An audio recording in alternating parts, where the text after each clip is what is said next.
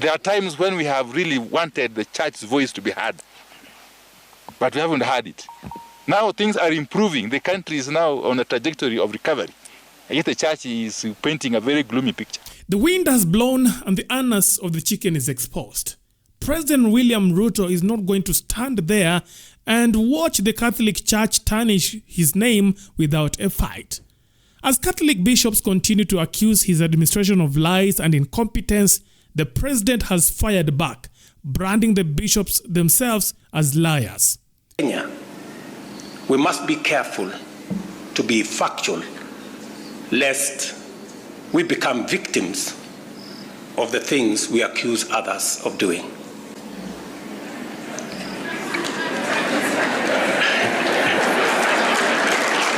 I know you know what I mean. In a bold statement, Ruto urged the bishops to shift their focus from criticism to prayer, suggesting that their spiritual guidance could help him navigate Kenya through its economic struggles. And I want to ask all of us, leaders, the clergy, Kenyans, to work together towards a nation that we can all be proud of. Deputy Speaker Gladys Sholei also joined the fray, warning the Catholic Church bishops to steer clear of political matters. Sholei reminded the clergy that their role is spiritual, not administrative, urging them to stay in their lane and let the government handle governance. The job of bishops, and I remember this telling to my pastor many years ago, their job is a spiritual work. Let them leave the business of running the country to those who are tasked with the job of running the country. The president was elected to run the country. The executive was appointed to support the president to carry out that mission. Parliament has its role of oversight. The governors have the role of being able to take transformation right to the grassroots level, up to the ward level, and that's why we have devolution. So for the bishops to stand up and make all manner of accusations against the government, I think is wrong. As a Christian and as a girl who grew up at Catholic school, I was in Loreto Matunda. It was my saddest moment and the lowest moment, because I want those bishops to tell us, don't say that there is killings. I want them to name the people who are killed by name, their identity card, and the place in which they were delivered their bodies, so that you can say on this one the government is not investigating. Yes, we accept that yes, there's been some deaths.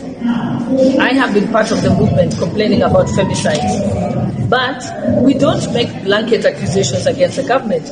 All we ask the government is, can you investigate and find out where the problem is? When you say there is rampant corruption against done by politicians, really, there is also corruption in the church. Yes, I know that recently in Bomet, there was a church leader who was arrested because he stole the money that had been raised for Harambee for building the church and had not paid for the building materials. So I think this is, don't make societal problems and then sort of heap them onto one part of the society. Mkitukosoe kama mmeuliza ukweli ya ile maneno mnatukosoa. If you really have to criticize us, let's criticize us with the facts. Consistency is very important. There are times when we have really wanted the church's voice to be heard, but we haven't heard it. Now things are improving. The country is now on a trajectory of recovery. And yet the church is painting a very gloomy picture. Serikali ya Kenya Kwanza ndio ya kwanza ambao imeajiri zaidi ya walimu 56,000. Na hivi majuzi uliona wale 46,000 wameweza kuajiliwa ambao wanafanya kazi katika JSS. Now, this fiery clash erupted after Catholic bishops publicly lambasted the government for failing to deliver on its campaign promises. They cautioned against misleading Kenyans with lofty declarations while tangible results remain elusive. Number 2, corruption and politics of self-interest. The elected leaders have been mandated to fulfill roles conferred to them by the Constitution. They are among the highest paid legislators in the world. We are troubled by their heightened insensitivity and irresponsibility in carrying out their tasks, allowing themselves to be captured and compromised in corrupt deals.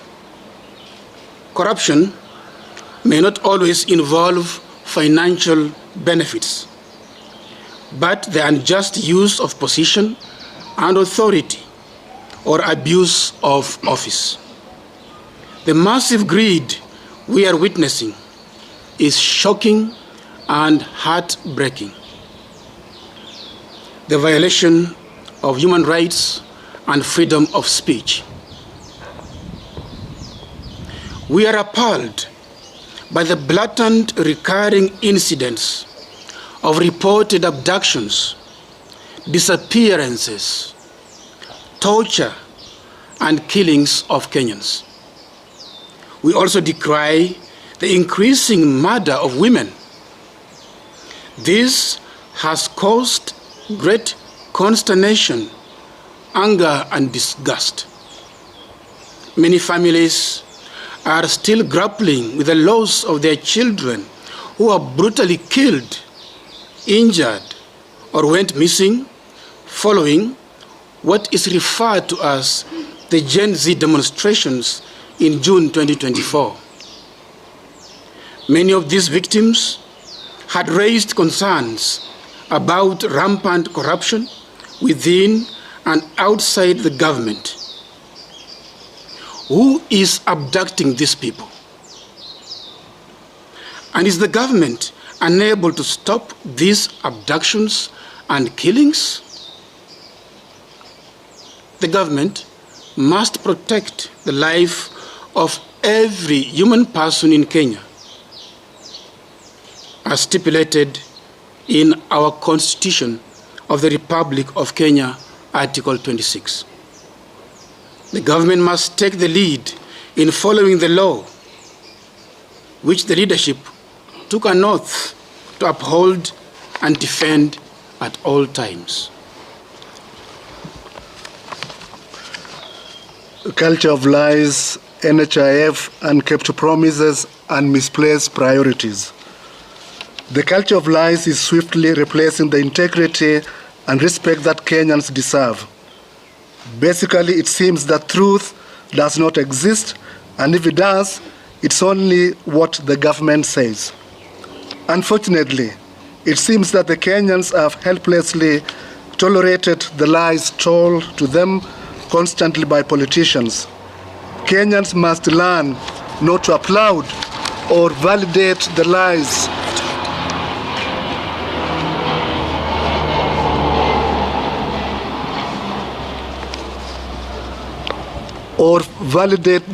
that the politicians tell them, but rather must resolve to seek and be led by the truth. When the government fails to fulfill its promises, particularly concerning payments to essential service providers, it harms vulnerable communities. This is the case with NHIF. The neglect of faith-based organizations, hospitals, now owed billions in dues, is an issue we have addressed constantly, even with the president. We recall the pertinent and resolved issues we have raised recently with the government: over taxation of Kenyans, the hiking of the missionary work permits, youth unemployment, regulations of the education system, especially the CBC and university loan scheme, the failure to constitute the IEBC, etc.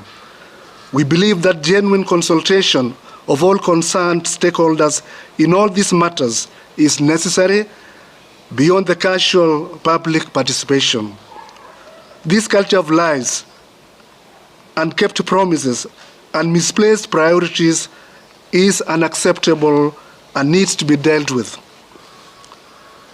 Selfish agenda to extend the term of elected leaders.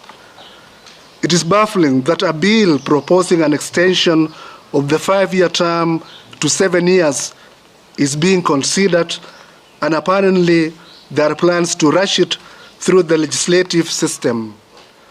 A two-term limit of 10 years, as given by the current constitution, is ample time for any visionary political leader to leave a strong legacy if they perform.